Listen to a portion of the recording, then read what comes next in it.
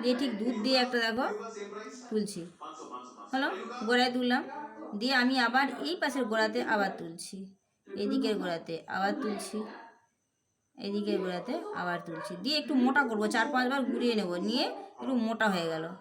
ঠিক আছে, এবার দেখো সুতোটাকে আমরা ভিতর দিয়ে রাখবো, গিঠা দেবো, বিনুনি করবো।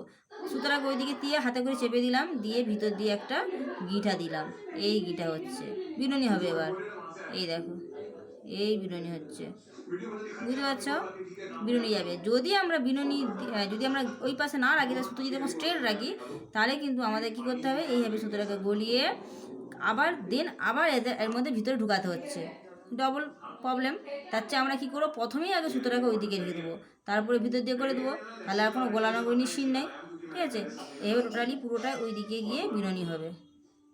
এই দেখো প্রথমে আমরা সুতোটাকে ওই দিকে করে দিচ্ছি, বিনুনি হয়ে গেল, বিনুনির মতো হয়ে গেল। এবার এইদিকে আমরা সুতোটাকে গেড়ে দিচ্ছি, দিয়ে ব্যাস, দিয়ে এবার এইদিকে উল্টিয়ে একটা সুন্দর গিঠা দিয়ে দেবো।